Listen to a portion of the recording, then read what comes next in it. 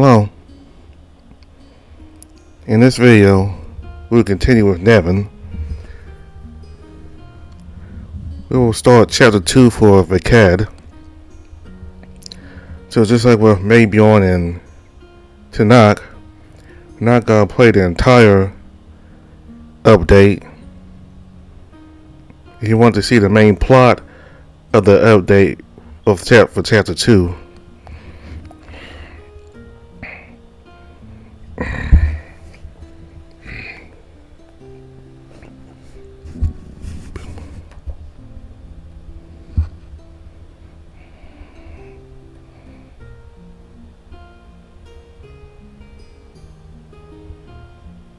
hello.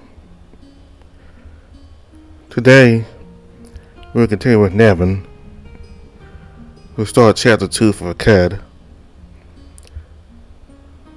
So just like with NeveN and Tanakh, we're not going to play everything in chapter 2 for Vekad.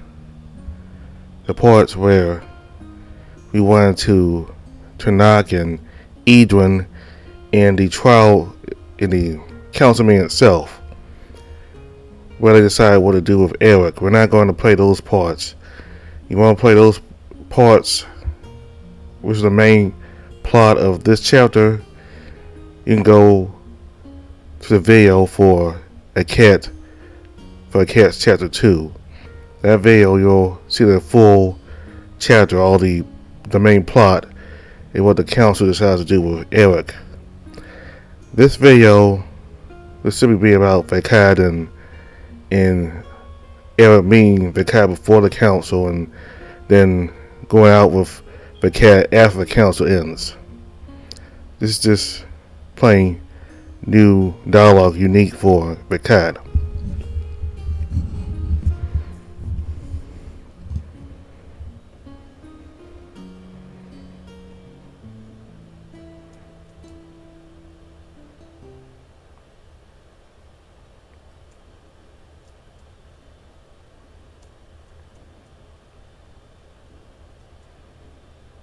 Unfortunately, a good night's sleep saved me from further questioning. When I wake up, I feel well rested.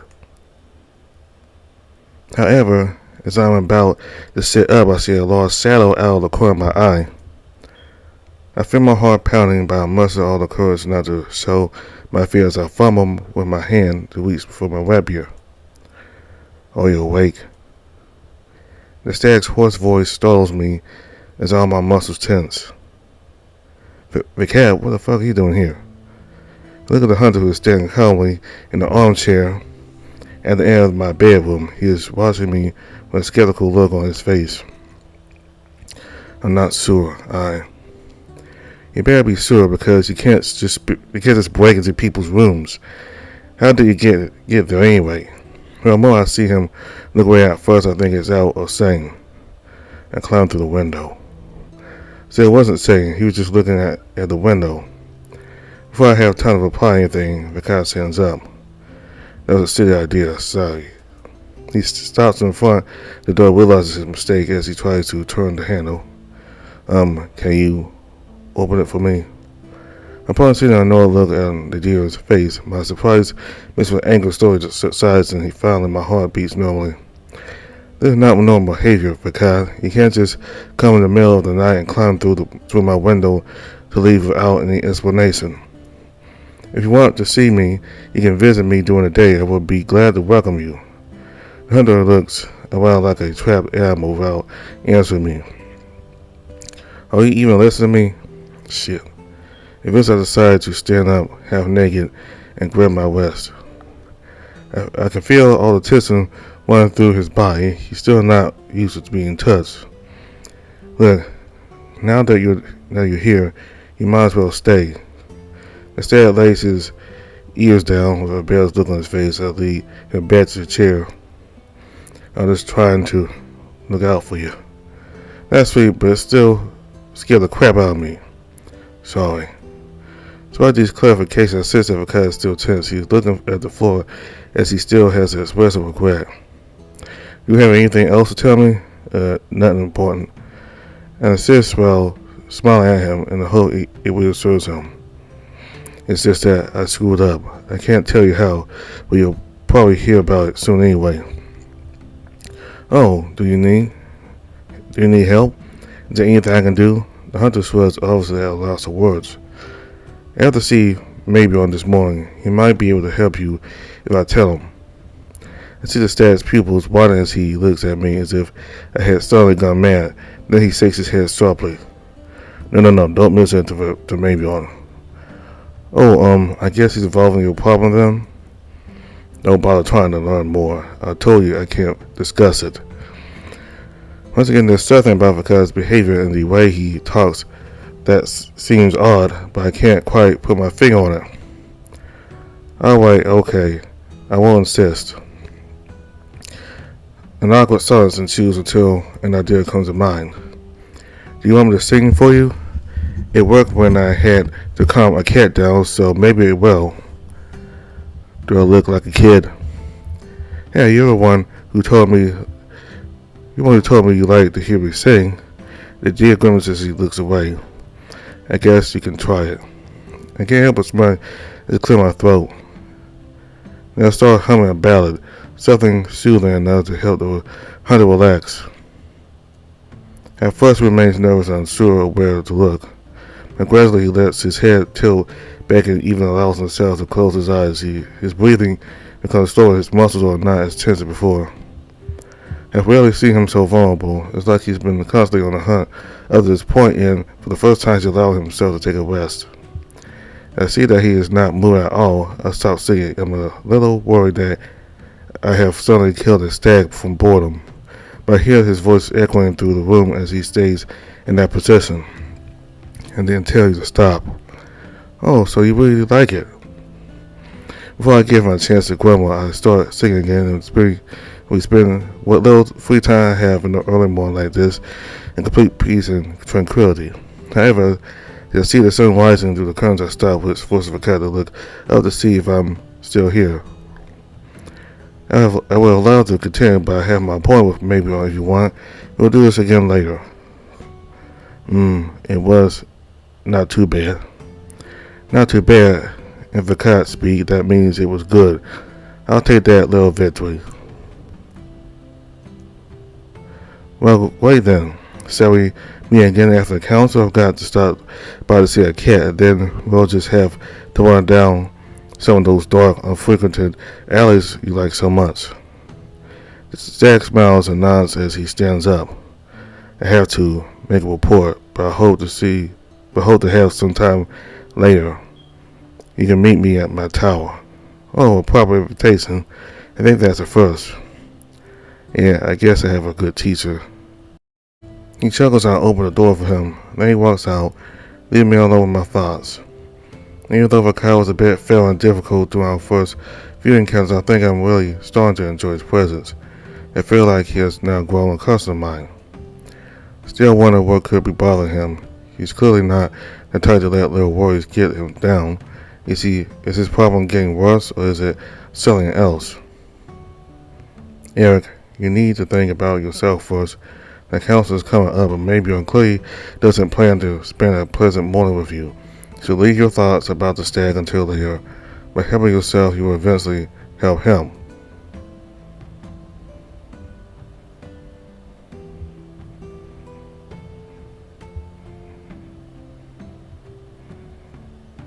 Seems right. Get a grip, Eric.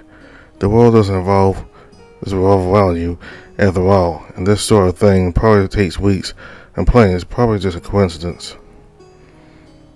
It's relaxing. I may have time to unwind tomorrow. When I can, I'll walk around town. Know that I'll be able to get it out of my head as I stroll the streets with the falcon on my arm. At this thought, I can feel something still briefly in my chest, a tingling that almost tickles, a familiar sensation, but I can't quite remember why. See my head, this is not the time to dwell on such things. I always think about it later. Right now I need to figure out what to do when I get out of here. I should probably go and see Maybe before I meet up with a cat. It might take a while to explain to Falcon what happened. He'll probably want to know what to say at the council, but I wonder if I can tell him anything. I can tell everything. In case I should start by visiting my favorite plants. I finally leave the council chambers I head for the world quarters. As I pass by Maybelline's room, I hear sudden shouts. Since there is no guard at the entrance and since I am unable to fight my own curiosity, I approach and put an ear against the door. Told you I wanted them to survive. You didn't think the animals would go fucking berserk? I never seen that. You know very well how much I know my job. It's not normal. Vekad, I never heard him raise his voice like that, even less so against the prince, but maybe it also sounds upset. No one not. Vekad will think we're behind their death. It will take any pretext to put obstacles in our way. Fuck. Or are we responsible for their death? I mean, are they talking about the decay in the one voice? What would they have to do with a wild animal attack? I would have arrived in time if... Not in our world, Vekad. I never wanted this.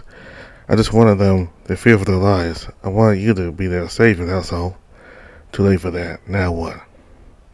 I don't know yet, but someone will have to take the blame sooner or later. And I'm the obvious culprit, ain't I? I'll do my best not to let it lay on you. I know what you're thinking, Vekad. It is my fault, and I'm fully aware of it, but still you must understand that I cannot be the culprit in this case. Yeah. Don't worry, I'll find a solution. Just get some rest in the meantime. When the sound of Vekad's hooves on the stone, it's obvious he's about to leave the room. I step aside, then I pretend to walk in the hallways as if nothing happened. When he opens the door, I pretend to be surprised by his presence. Hey, I didn't expect to see you here. You understand his expression. I don't even need to ask him if he's all right. It's pretty clear he's not. Eric. Vekad goes on his way without saying anything more, but I'm following closely behind him. Not so fast, Mr. Grubby Horns. I'm not done with you yet. I heard your conversation. You know, it's not a good time to talk to me then. Oh, actually, well, I say it's precisely the time to talk with you. The hunter sighs heavily as he gives me a sidelong glance. I guess I can't get with you, so please shove until we get to my room. And now I smile at him. The rabbit always wins when it comes to being stubborn. Once in the room, still full of the smells of meat and dry skin, I make myself comfortable on his bed while watching him walk back and forth. He screwed up. I think I got that, yes. What exactly happened? The dear pauses obviously reluctant to tell me more. You can tell me anything and it won't get out of here. Besides, I've heard most of it anyway. I just wanted to make sure I fully understand the situation. And it's simple. The prince wanted levels of Vekad, something to make sure that they leave us alone for a while. The Vekadian diplomats got lost on their way back, so this was the opportunity he was waiting for. I thought there would be no danger. I can't brag about much, but I'm sure I know these woods like no one else. I know that no animal could have been problematic for them. They had an escort, and with their brands, there was no way they would die. The deer seems lost, and although he is talking to me, I feel like he is trying to convince himself. Wild animals rarely hunt Africans, and when they do, because they have no other food source. Our woods are full of prey. The hunters are very careful to regulate the predator populations, and Vekad takes his head in his hands and rubs his eyes as he sighs heavily. They're all dead. There were bites on their corpses and animal tracks around them. But how does that relate to you? Why would you blame yourself? The prince asked me if it would be dangerous to keep him waiting. I told him it wouldn't. I ponder and shake my head as I think about what I can and cannot say to Vekad. I doubt he needs more reproach, but at the same time, he has some responsibility in this whole thing. I think if you couldn't see this happening, no one could have anyway. Plus, there was all the flesh left. It doesn't make sense. A hungry animal would have at least eaten in peace. Couldn't it have been Africans who did this? There were animals' tracks all around, not to mention that there is a difference between the jaws of an African and an animal of the same species. We're not exactly the same anymore physically. Once a hunter is as perplexed as I am. It's rare to see him lose control of an area he has mastered. Look, I'm not going to pretend that you and the prince's little idea didn't sound silly from the start. He glanced at me menacingly, but I don't give him time to complain. But I don't think this whole thing should follow his for that matter. There are things that are beyond us sometimes. I'm all good at my job. I can't afford to make a mistake in the one thing I'm good at, especially when it could lead to a war. I find it tragic that way. Vekad thinks he freed himself from his herbivorous nature, but he's locked himself in a completely different one. He is convinced that he is now nothing more than a hunter. I think that not knowing your past can be good. It's a clean slate. You could become who you want to be without any obstacles, but that doesn't mean that that's all you're good at. Besides, you have the right to make mistakes, just like everyone else. Vekad sighs heavily and shakes his head, obviously disagreeing with what I'm saying, but I can see he's holding back from telling me. If you were in my situation, what would you do with it if you had a completely clean slate with no memory of your past? I'm blank, unable to answer on the spot. There are a lot of choices I'd like to be considered, obviously. I'm not entirely happy with the way I live my life, nor with the person I've become. For a while, I'm tempted to talk about my time on the streets or about Vekad, but deep down I know for a fact that there are darker things I'd like to erase. Eric, you can't talk about that. No one will want you anymore if you do, not even Vekad. But maybe I can talk about it without going into details. Maybe it would even make me feel better. I've heard people who deal with me, they suffer from it. I wish I could forget it. Hunter listens to me carefully for a smile. I knew there was something in there. I felt it since I first saw you. You sure look like a prey, but there's something dark inside of you. I'm not proud of it, believe me. And would you be here if you hadn't done what you did? I doubt it. I'd probably be living peacefully in the countryside by now. I'm obviously glad I became a bard, but if I'm being honest, my search for travel and adventure was primarily an excuse to leave and never return. I lie back on the bed, now more comfortable, as if I had taken some of the weight off my heart. Quite frankly, I have nothing to complain about. Others have been less fortunate than me. As the person that you think a lot about others and not enough about yourself. I can't help but let out a small chuckle that's pretty typical of Vekad. This is my main problem. The others are part of me. The sad looks at me quizzically. He obviously doesn't understand the idea. What would I be without an audience to applaud me? It's my turn to tell you that you're probably good for something else, especially since you got your brand. Do you really think the brand changed anything to that fact? It just gave me a bigger audience, that's all. I'm still on stage, a much bigger and scarier stage than before, but a stage nonetheless. Here am I apart from what other people think and see of me. I lose my gaze on the ceiling, caught up in my introspection, but the hunter circle snatched me out of my thoughts. We can thank the God who gives us the ability to think about things that worry us. But if it makes you feel any better, I think you'll always have people who like you. You can count me among them. How can I not smile when I hear this? And when I straighten up to look at Vekad, he smiles too. It looks like you are getting better. Yeah, I like talking to you, that's all. And idea suddenly occurs to me.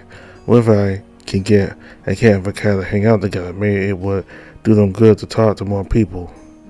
You know what? I need to stop by to see a cat, and it would make me really happy to see. It would make me really happy to have you come with me. I'm sure you two would get along just fine. That may be a bit of a lie, but it's also for his own good. After all, these two are side in their own way, so I'll have the first thing to admit to get them to have a modicum of social activity. I'm not sure. I mean, I don't know him. I won't want to impose. Good, because he won't be imposing. I will impose you on him. The stag grumbles as he was to base his antlers with an embarrassed look. I know that the more he thinks about it, the less he will want to go. So I get up and grab him by the wrist to pull him out of my room. Not that I have the strength to do it, but he follows me on his own when he sees me try. Eric, I don't know if it's just I don't want to hear another word. I'm not going to leave you alone. I need to check in with him. He hasn't seen me since the competition.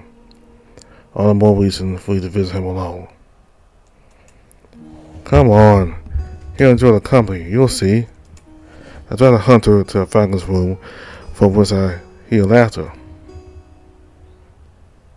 Is that Tanakh? The intelligent ambassador will be there too. I'm not the only one with a keen ear, it seems. That's because I didn't know, but the more the merrier, that's great. To be quite honest, I'm curious as to what he's doing there, so I push open the door, which is half open anyway. I look at Tanakh and Cat laughing together. Well, someone's having a great time here. Oh, Eric, we weren't expecting you anymore. This little bird was getting worried, so I thought he could use some company. The bastard has very refined tastes. I didn't think I'd find anyone like him in Frostfang. Ouch. Can I talk to Cat alone? I'll give him back to you very quickly. That's a Tanaka, he nods. Don't be surprised if he's a little relaxed. I gave him a little something to help him. What is he talking about? Well, I guess the important thing is that the Falcon's alright. The lizard walks away. I still in the bed next to the cat. He smells me blissfully. I'm glad to see you, Eric. You should try some of this. It makes me feel great. He hands me a cup, which I politely decline. Things probably fine. I'm okay. Well, I think I am, but that's not the point. I just want to check on you. Well, that's kind of you. I was worried about your health, but did not help me feel better. I really wonder what he has in his cup to be so relaxed, and from the amused look Tanakh is giving me, it's clearly more than a solid alcohol. Good. Oh, and we won. We haven't had a chance to celebrate that yet. Oh, yes, that's true. Let's celebrate right now. Oh, well, we will, but not right now. We also have to get ready for the apprentice's birthday tournament. The Kings wants us to play a little something. Looking at the Falcon's blank stare, I clear my throat and scratch my hand. Maybe we'll say about that later, okay? Yep. I get up to join Tanakh and Vekad with a quick step while doing my best to keep the Falcon from hearing us. What did you give him? Nothing bad, just a special pick-me-up from Kazal. I'm probably realizing that I'm starting to get impatient. Ambassador takes the opportunity to clarify what he said. He was in a bad state of mind, and he asked me if I had anything to help him. He has no side effects, so you don't have to worry about him. Yeah, alright. But don't let it become a habit. I wouldn't mind a remedy from Kazal. Maybe it would help me, so calm down. It's very good for sleep. I can make this for you if you like. I sigh heavily. I suppose I have myself responsibility for this whole situation. You let me know once you finish selling your grandmotherly recipes with each other. Don't worry, I'm not stealing your favorite stack. The cat gives Tanakh an annoyed look, and I can only look away when I start grumble. I'm touched a nerve, huh? It's rather typical to see you two together, but I have to say it's lovely. We're not. Why bother? I know you're going to escalate anyway. I know because I will do the same had I been in this situation. No, maybe there are unspoken feelings between you two. I'm not somewhat fond. If there's something to say, I'll say it without stutter or embarrassment. Exactly, especially since we have already explored the possibility.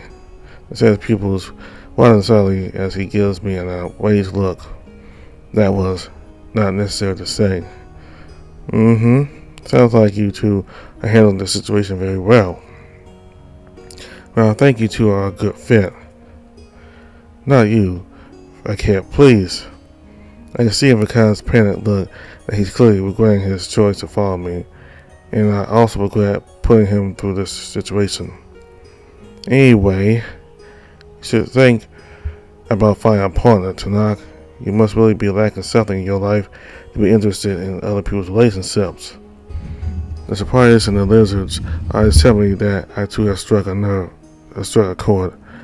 I'm very picky, that's all. Besides, someone on my way doesn't really have the chance to choose. Well, we do have a choice, but we can't choose just anyone. This is perhaps one of the few times I'm quite glad I wasn't born a noble. Less responsibility, more freedom. But then again, the possibilities are not the same either. Don't worry, I'm sure you have the opportunity to find someone as true as you.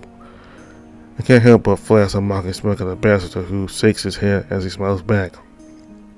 If I wasn't around to worry about everyone's relationships, who would? Are you done? I got better things to do than watching two bickering gossips. Oh, what a mood. He's not entirely wrong, especially as I had planned to do something else with my day. I have to leave you, so have fun. Wait for me. The desperate tone of Vekad's voice makes it clear that he does not intend to undergo tonight's inquisitive interrogation. So I signal him to follow me, which he does without hesitation. See you next time. See you very soon. As we are alone in the corridors, Vekad listens me out of the corner of his eye. What do you have planned for the end of the day? A surprise, my dear. The dad questions me as I stare by winking at him as I try to look as mysterious as possible. I guess there's no point in insisting then. You'll understand eventually because the surprise is for you. They have to come. I can't help but laugh at the apprehensive intonation in his voice. No, you don't have to. I know it's been difficult for you with a cat to knock. No, especially with Tanat, but he's not a bad chap, far from it. He's a bit overwhelming. Oh, I know a person with a strength when I hear one. You mean he's clearly in your face. Vekad can't help but let out a quiet chuckle.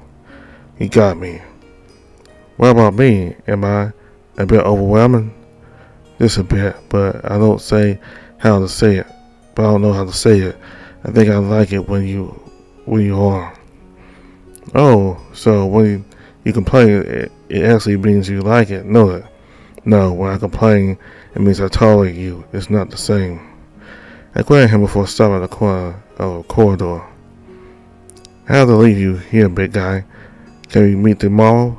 I'll have something to tell you if everything goes well. Sure. I have to tend some hides, so I'll be at my tower. Great. I'll get to enjoy those lovely odors again. Alright, see you tomorrow then. Yeah, see you. With those last words, I head straight for the library. After all, I promised to help Vekad, so I intend to keep my promise. It doesn't take me long to find its location, as I already spotted it on one of my tours of the castle. I grab the heavy metal knocker and bang on the door after which a stern-looking and old beaver opens it enough for me to see, but not enough for me to pass. What do you want? I am looking for Alaric, the castle librarian. Master Alaric, and I'm an archivist, not a librarian. The difference is lost on many people here. He stands firmly in front of the half-open door and silently gazes me up and down. The kings gave me permission to. As they told me you were coming. After spending a moment inspecting me, the beaver steps and opens the door wide. I get my first glimpse inside, and it does indeed not look like a library. Well, at least not like the ones I've seen. There are many sales of books, but no room to read them. But I don't know exactly where to start. If you don't know what you're looking for, I can't help much. A friend needs help. He has a problem that neither medicine or ones can fix. The archivist's gaze becomes insistent. How can one be in such a hurry when all that surrounds us is forever fixed on paper? Let's say I'm looking for alternative methods to cure it. Where should I look? Alaric ponders briefly and looks at me with a half-mocking, half-superior expression. Perhaps in a section of tales and legends, or maybe a book on rural superstitions would do. I don't have my rapier. Too bad. Honestly, I was expecting someone more professional. Well, please look for yourself. I'm sure you'll find what you're looking for. If different, you can define exactly what you want to find in the first place. He just extends his arm in the direction of the many bookcases and shelves lining the room. I go as I look around, not sure where to start. Anyway, without the help of someone who can read, I won't get very far in my search. Time to put your part aside, Eric. I'm sure it's possible, even if it'll cost you. Look, we got off on the wrong path, you and I. I'm not a scholar, let alone an archivist. So, I'll need your help. Once again, I can't help you if I don't understand what you are looking for. I don't know myself what exactly I'm looking for, but you have any books that deal with amnesia, or maybe something about loss of identity? The beaver scratches his chin, then rummages through the cells. Let's see amnesia.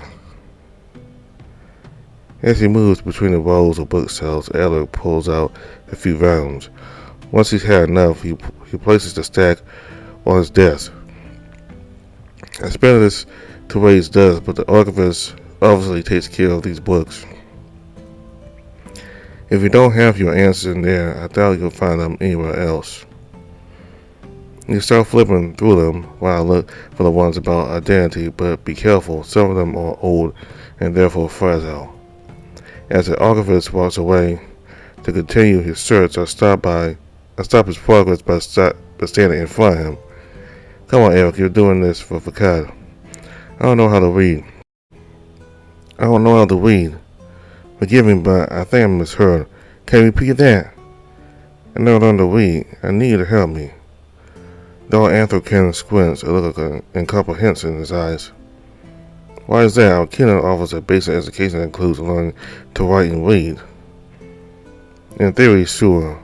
Welcome to reality, and I am far from being the only one.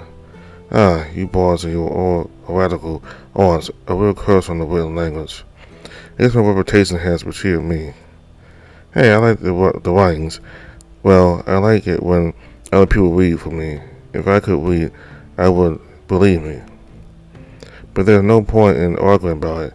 I never have time to learn to read all that stuff anyway.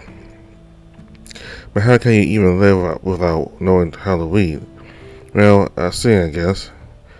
This exasperated look on the beaver's face makes me realize that I'm in for a debate in which there will be no winner.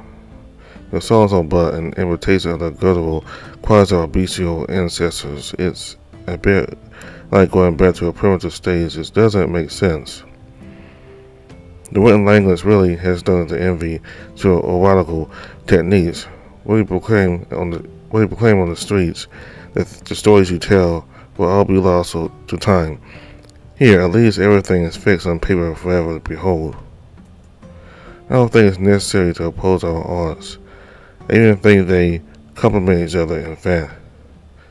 Part of my job is to bring these written stories to life, to make people feel every heroic moment, every fear, so that they can immerse themselves in these stories that happened so long ago. But these words placed on paper are the pure, unadulterated truth. They are not mere interpretations. Are you absolutely certain about that? I'm not ashamed to say that I embellished some stories and made them more dramatic or funnier, and I'm sure the authors of these books have done the same. To doubt their veracity is to doubt everything. I don't doubt everything. I just think we should take everything with a pinch of salt. The viewer seems both passive and upset by our discussion, as if his world is colliding with mine. Listen, Master Alaric, it will not occur to me to criticize the written language. But my art is that of the present. I want to carry a message, values, or even emotions. I'm good at it, and I think people need that too. What people need is knowledge, not children's stories. Technically, I'm a living children's story with that brand on my back, but I'll avoid missing it. You know what? I don't think we're ever going to find common ground arguing like this. Although, maybe I can try to exploit his pride to help Vekad. Let's say you're right. I'm sure years and years of knowledge must be in those books. What are you getting at? If you find something that can be of use to me, I'll be willing to admit that the written language is superior to my songs. Oh wait, I gotta recognize that. That's a big lie. So you want me to read all these books? Do I look like I have time for this kind of childish competition? Yeah, forget that idea. Anyway, if we knew anything about this affliction, I'm sure it would be common knowledge by now.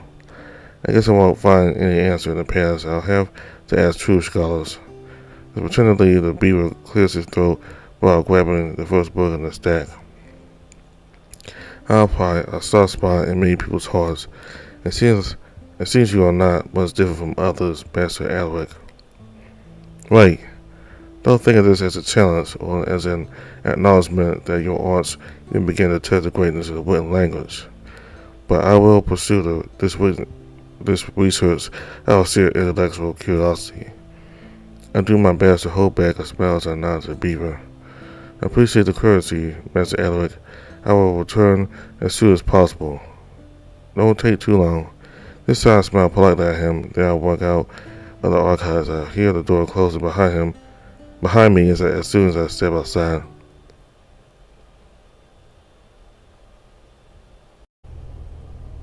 Well, a strange fail on that one. I didn't expect him to agree, but I was rather it ends well. Now Bell West wouldn't go amiss. The night is long and peaceful. When I wake up, I'm most surprised to not see Vekad by my side. After appraising the idea of bringing him good news, I have a smile. It's made my sleep easier. So I jump out of bed, prepare to join him in his tower. The corridors are quiet as usual at this time of day, and I wave at his door without attracting any unwanted attention for once. As I'm about to knock on the door, a foul smell assaults my nostrils. I forgot that Vekad was busy processing hides. I cover my muzzle, then knock loudly in the hope that I won't have to stay here too long. Wait a moment. When the stag eventually opens the door, he is wearing leather gloves and a leather apron, which he takes off as he smiles at me. It stinks at first, sir. You mean you don't smell it anymore? Yeah, well, at least it doesn't bother me 2 months. I got used to it, more or less. I get a glimpse of what's going on in the hunter's room. The skins are soaking in some kind of wooden tubs. I can't seem to understand my concern when he sees my desperate look turned towards his room. Don't worry, we're not staying here. I want to get some fresh air while I wait for the hides to process. I want to come with me. Oh, I think this is the first time the stag has invited me on a trip that doesn't involve hunting or ending up in a dark alley. Gladly, but to go where? I place an order for arrowheads at the Marcus blacksmith, so I have to go to town to get them. It's better to go on a stroll for fun, but I can't complain. Alright, let's go. I'll be able to tell you about my progress along the way. Your progress? I try to look as mysterious as possible while grinning at him. My overwhelming charm is about to solve your problem. Well, I'm sure it will eventually. The hunter closes the door and questions me with a look. Then he takes the lead to leave the castle. So what exactly did you do? Let's just say I managed to convince Alaric to help me with our investigation. And was it difficult? Nah, well, actually it was a bit difficult. The cat stares as he walks down the stairs. He's from the old nobility. I think he has trouble with change. Is that why he refused to help you? Probably. He knows I was a commoner. He thinks I don't belong in the royal court. Now I understand why he was so hostile. In his eyes, I was probably just another commoner at the court. He seemed to be a bit archaic about some issues, but eventually he agreed to help me. I don't think he is bad, but I guess putting two stubborn Africans against each other doesn't bring great results. I allow myself an amused glance in the direction of the stag, who shakes his head with a snarl. I try to be patient, but it wasn't easy with him. And eventually we end up outside the castle. I don't know quite why, but I have a sudden feeling of freedom, and yet I'm still in my prison. I wanted to thank you, by the way. You've done more to help me than anyone else here. Can't blame them. You're not exactly the talkative type.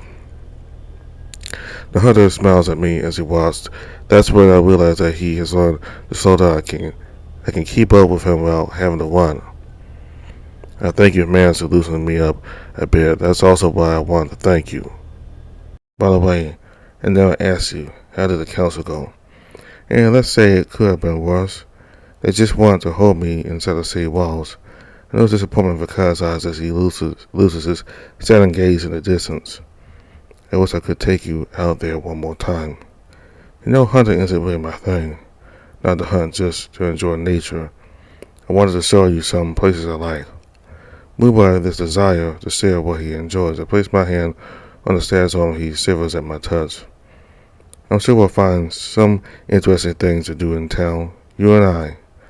All of a sudden, Vekad loses his smile, looks straight ahead. Follow me. He abruptly pulls me to a narrow alley where no one really passes. What came to his mind? As we are halfway to join the main street, the hunter grabs his bow and pulls it while pushing me aside in the same motion. His arrow goes off before I even have a chance to identify what he's aiming at. I only have enough time to hear the whistle of the projectile. When I turn around, I see Rowan standing stunned in the middle of the alley. Behind him on the ground is a cloak with the hunter's arrow stuck in it. What's wrong with you? I have time to look at the stag before he rushes towards the snow leopard. You look like your fucking pet. As the stag approaches, the guard places his hand on the hilt of his sword, stopping the cat mid-stride. I've been asked to keep an eye on the rabbit. I'm just doing my job. This is the second time busting you. You're bad at it.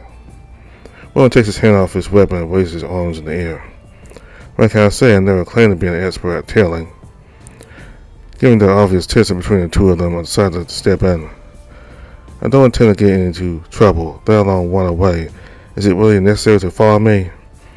To tell you the truth, it's not exactly to keep an eye on you that I'm following you, but rather to protect you. I'm sure that whatever happens in the city, Vekad will be able to defend me. I trust his knowledge of the city. The snow leopard shoots an unconvinced look at the hunter's direction, and he doesn't seem to like it. I've never been a problem until now, right? Indeed, the stag leans in full height towards Rowan, who doesn't move a muscle, obviously determined to stand up to him. Don't give me a reason to become one, then. I'll keep a low profile, as much as possible anyway. As Vekad is about to retort, I step between them. That's an acceptable compromise. I'm sure Rowan will avoid any unnecessary intrusion. Gah. End on negotiations. I then pull the stag by the arm to prevent him from challenging my decision as he follows me almost reluctantly. You shouldn't let him walk all over you like that. For now, their interests and mine coincide. You said it yourself, once I get my powers, I'll be able to negotiate with them on equal terms. After I stop by this blacksmith, I want to take you to the fair. These assholes are ruining the moment. I laugh and hold the stag against me while putting on my cheesiest voice. But you know, the most important part is that I'm here with you, Mr. Grubby Horns. Despite the hunter's mood, I manage to get a smile out of him, and he pushes me with his buttocks to force me to back up. Fuck you. Next time I take you hunting, you'll be cutting up the prey yourself. Ugh, no. My outraged look makes the hunter laugh again, and he grabs me by the shoulder to pull me back against him. It's been a long time since anyone held me like this. It's reassuring in a way, but it brings back painful memories. Memories of Vigo. This is I'm about to tackle the subject once and for all with the stag we're right for the market.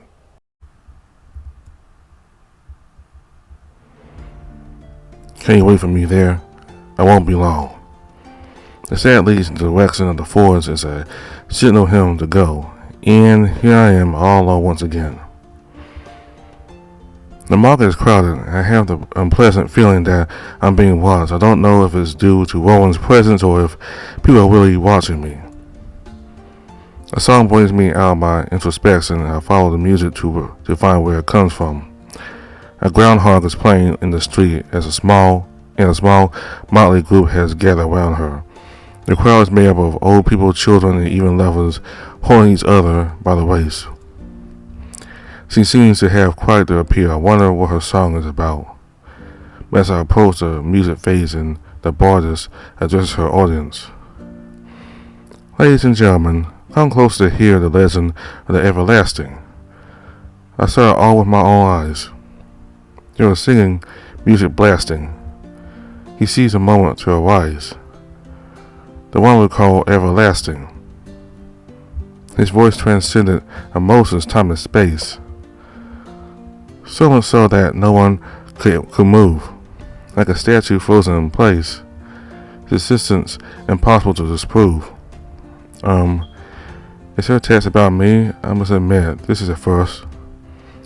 I feel all weird. I can't tell if it's embarrassment or pride, a bit of both maybe. My friends, this is a remedy to our problems, to our ills. Time to end the supremacy of the slavers, of the kills. Yeah, I'm not sure about that one. If I can save my own skin, that's a good start. Besides, it's not like I know how to do anything with my brain right now. That said, outside of dreams for pretty ideals, she's doing well. Not only does she have a beautiful voice, but she plays a mandolin at the same time.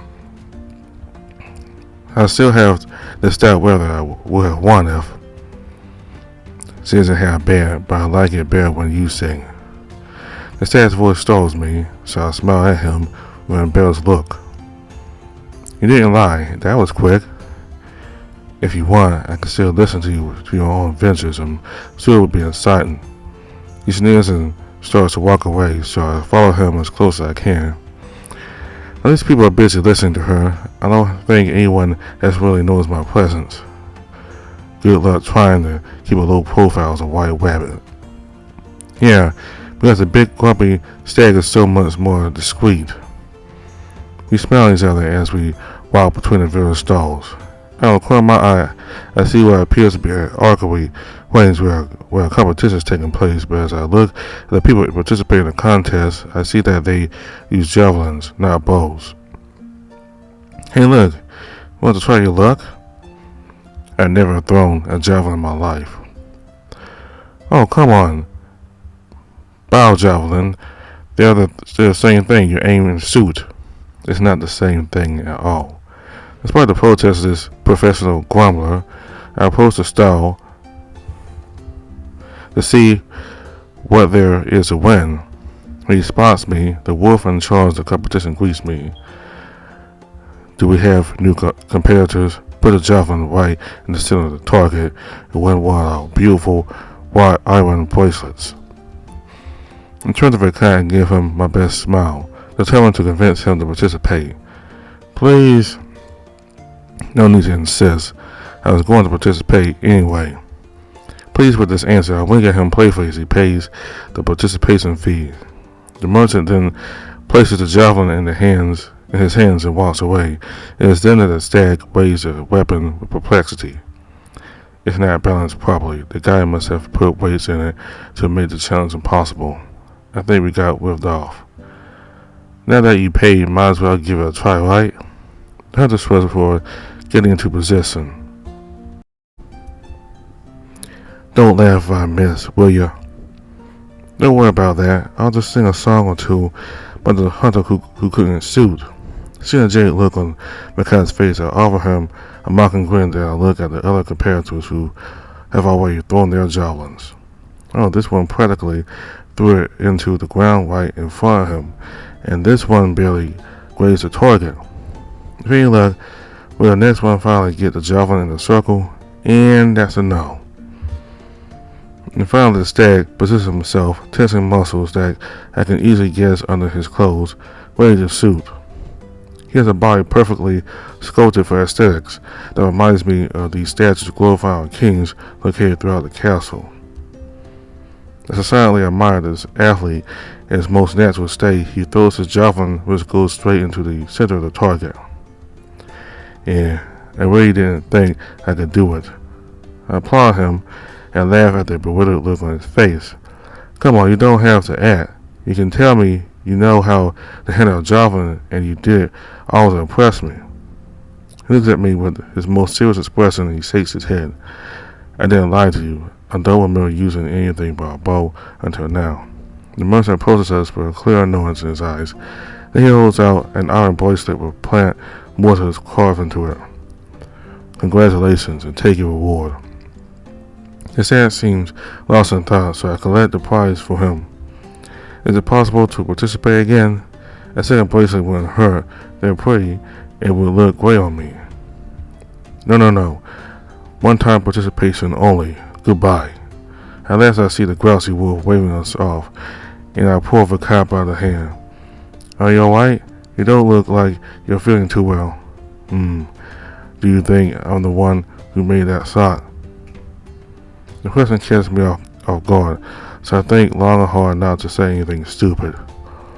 I don't see who else it could be. You won fair and square in a rigged contest.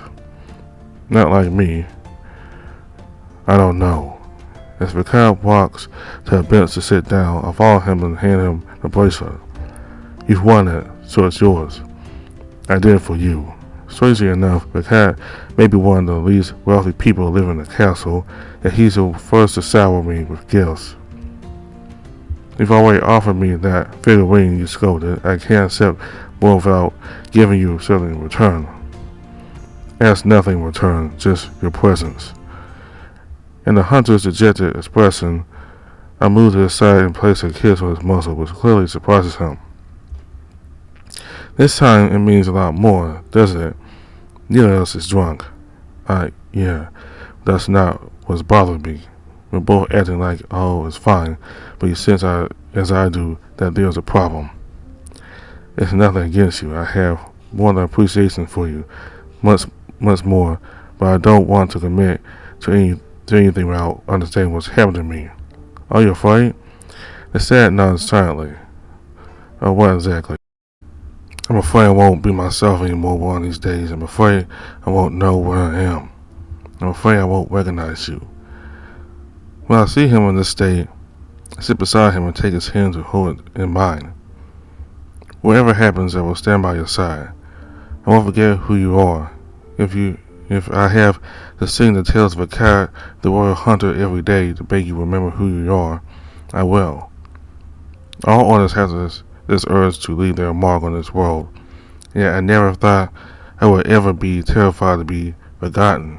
Not by my audience, no, but by someone I care deeply about. But I must not sow that fear. He needs a pillar, someone who will be there to support him whatever the situation.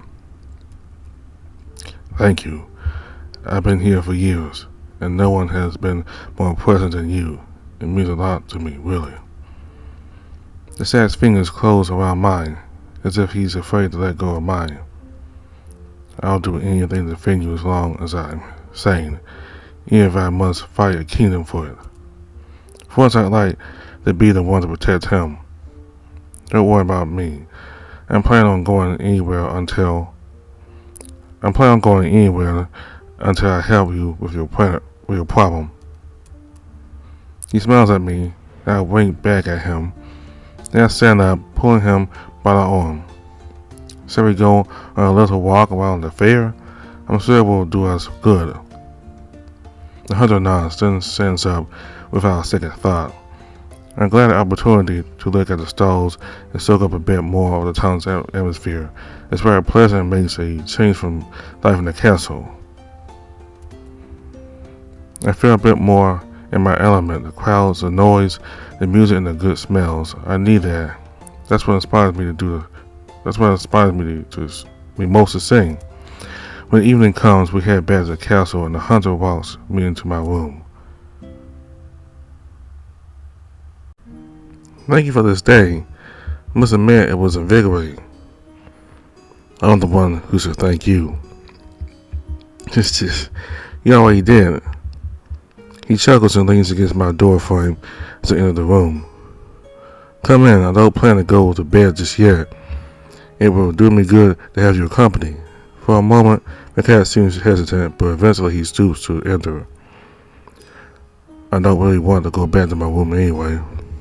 Is my presence that irresistible? The sad sneers as he closes the door before settling into a chair. As much as I appreciate you, it's really because I still have skins marinating in my bedroom, even though I'm getting used to the smell. It's far from being a perfume. Well, that's fine. I've only just noticed it now that you mention it, but you do smell good today, because on other days I don't. Yeah, let's rather say you smell like the hunt usually. It's always because it's trying hard not to appear upset, and I can't help but laugh. I took care of my fur knowing we were going to meet today, that's all. Oh, that's sweet. Did you put on perfume? Yeah. It don't have to be the same. I like it. I think it's considerate. The last time someone put on perfume for me, it was Vigo. I don't quite remember. It was a long time ago. The sad looks at me questioningly, and I'm forced to look away as I am about to shift the conversation. Anyway, I'm happy that you, Eric, I know you have something on your mind. I'm not the only one who has to talk about my problems. Even if I can't help but understand you, I can at least listen. I didn't think he would read me like that. It's not like him. I was thinking about my first love, that's all. Sorry, I didn't mean to. No, it's my fault. I'm still having trouble letting go. Especially since our separation wasn't the smoothest. I don't think this kind of thing is ever going to be smooth. He smiles at me reassuringly, and can't help but to give him back. Even though my bitterness must be showing, it's rarely that chaotic, trust me. Anyway, you're not the only one who feels a long-term relationship. It's the reason I still have trouble imagining myself being with anyone again, romantically, at least. I mean, I understand if it really didn't go well. The hunter hesitates for a moment and clears his throat before he speaks again. So, let's say one of these days I don't have my problem anymore and you don't have yours. Do you think it would be possible you and me? The question catches me off guard, even though the idea has been on my mind for a while. Surely, yeah. Guess I've got one more reason to fight it then. And me, another reason to learn how to use that damn brand. While answering me, Vekad rummages through his satchel and takes out the arrowheads one by one to examine them carefully. Speaking of which, when are you going to continue your training? I'm supposed to try all sorts of gestures since my last training, but I have to admit I didn't fully dedicate myself to that. Let's just say I was busy enjoying someone's company. I cast a playful glance in the statue resting, and he chuckles as he continues his inspection. But tomorrow I don't think I have a choice. I doubt Vo and our good kings will give me much more time to make it work properly. Besides, if I'm really in danger because of the other kingdoms, I suppose I better hurry. I imagine that's a lot of pressure. Nah, that's nothing. Not only am I being asked to master a brand that absolutely no one has ever seen before, but I'm also expected to be able to fight and think of a song for our dear prince's birthday. Suffice to say, I have a lot of work to do. You just reminded me that I'm going to participate in the archery contest. Ooh, that'll be even more exciting than seeing you in a fairground competition. I can't wait to see it. Yeah, well, don't get too excited. I'll probably win as usual. I can't help but laugh when I hear the hunter being so sure of himself. I thought I was cocky. I'm not. I've never lost an archery competition since I became a royal hunter. I'm not really excited about doing this to begin with, because it's not my job, and on top of that, there's no one to match me, so yeah, I'm not that motivated to participate. You mean you're the best archer in all the kingdoms? Yeah, it's rare that Vekad and Gazelle send their archers. The other kingdoms don't have much to send, and even phosphating archers don't always come as a competition. Some people think it's a waste of time. Just like you. Yeah, I said I don't have a choice. And you, what are you planning to sing? To be perfectly honest with myself, I have no fucking idea. Oh, I think it would be more exciting than keep it a surprise. At least I have a good reason to show up this time. I'll get to listen to you. Vekad is definitely much more thoughtful than usual. I feel like he's making a lot of progress and effort for me, and that's really endearing.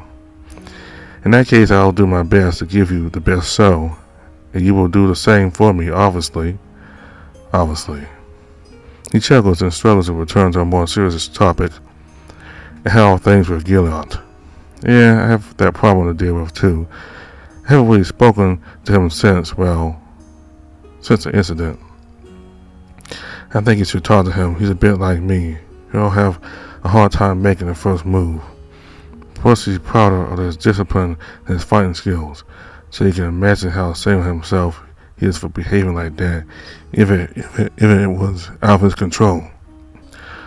I have to think about it, but anyway, I'll have to train with him sooner or later, so I doubt I'll escape this conversation much longer. That's up to you. The hunter grunts as he takes a closer look at one of the arrowheads. Shit, this one's cracked. The best blacksmith in town, my ass. He stands up and puts all the arrowheads back in his satchel. Then he looks at me with embarrassment. Sorry to leave you so quickly, but I gotta get these bats aside before they close. No worries, I think a little rest won't hurt me anyway. I had a lot of fun today. The dad smiles awkwardly, then whistles out the door as if trying to escape my compliments. It's both sad to see that he's not used to being praised and cute to see him react that way. Good luck tomorrow. See you next time. Today was quite the eventful day, and tomorrow will be busy as well. Fortunately, the hardest part will be surviving my trainings. The rest should be pure enjoyment. Even though singing is supposed to be my full-time job, spending time with a kid can only do me good, and I'm sure that he too will be happy to perform with me. Gilead and Vol, on the other hand, yeah, that's a different matter. The former still scares me a bit, and the latter is likely to scold me when he sees that I have no results with my awakening gesture. My last thoughts as sleep sweeps me away of Vekad, and glad I cleared up my feelings towards him. I really hope that one day I'll be able to experience them without the weight of the past. To be continued. Hello everyone. This is where this month's chapter ends. We hope you enjoyed this part of the story. If you want more information about NeveN, feel free to follow us on Twitter. We also have a Discord allowing you to chat among community members. Finally, if you would like to support our project, we also have a Patreon that offers you a series of benefits as billed 2 weeks in advance. But also unique stories about the characters in NeveN. If you like the VN, please also feel free to rate us on Izio. It will help us a lot. Once again, thank you so much, and see you next time for the next chapter. So, we're done with chapter 2 for all the characters. So the next bill will begin chapter 3, and that will start with a cat, and then as the months go by, we'll take between the other 3 characters for chapter 3. So Eric still feels he's still pretty depressed about Vigo with his forced love. He did something very bad to him, and he's really guilty about it.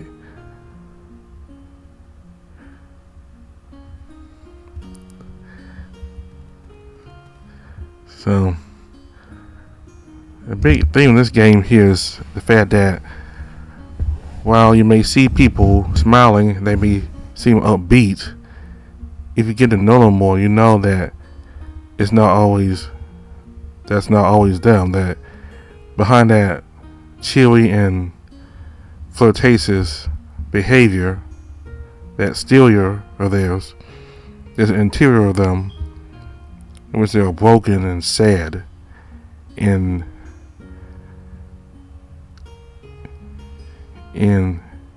Eric is a clear example of that. He feels very remorseful about what he did to Vekad. Not quite sure what he did, but maybe as we go into chapter 3, we'll learn more about that. So, looks like Vekad really has feelings for Eric now, especially in this chapter. To the point in which he said that he would fight kingdoms, entire kingdoms, to protect Eric. So,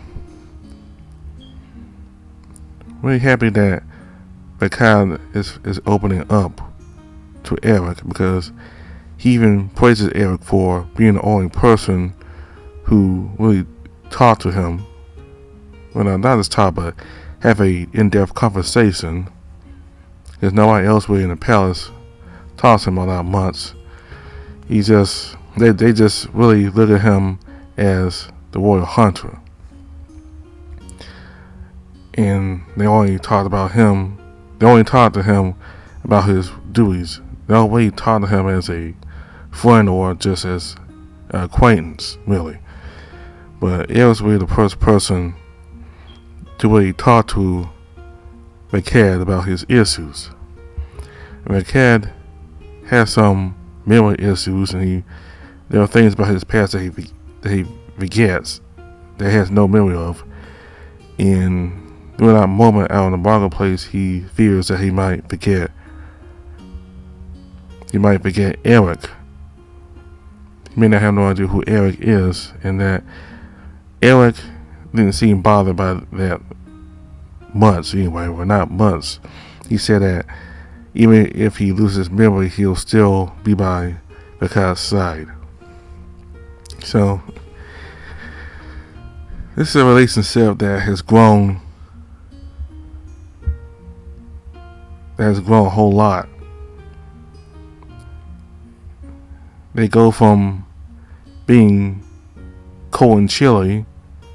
Well, Vekad really, at the very beginning, Eric tried to be more friendly towards Vekad, but he was very cold and steely and just seemed kind of hostile towards Eric. But Vekad himself even thanks Eric for getting him out of his cell. And he thanks Eric for having him lighten up a little bit. He's more sociable. So I think he can still work on being more sociable, but he's definitely more sociable now than he was when he first met Eric. And what else can I say? That's really all I gotta say about this update. But Vekad and Vekad are my two favorite characters.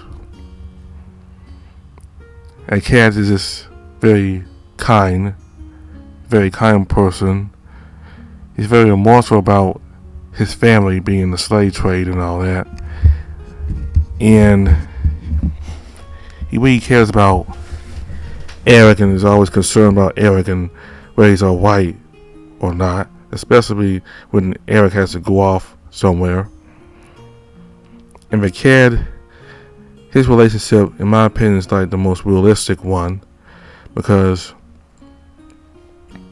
maybe not realistic, but his one is full of building. This relationship that you have to build up, because at the very start it was pretty rocky between him and Eric, but gradually over time, as they talked to each other more, and as they got to know each other more, their relationship gradually improved to the point that they will actually protect each other and was dying for each other.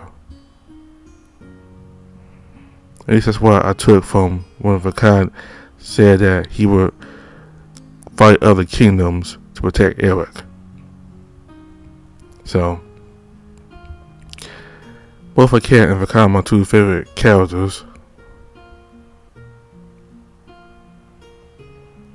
They seem to really care about Eric the most, in my opinion, more so than possibly Maybjorn and Tanakh. I mean, I think Maybjorn cares about Eric, but ultimately he has his kingdom to care about.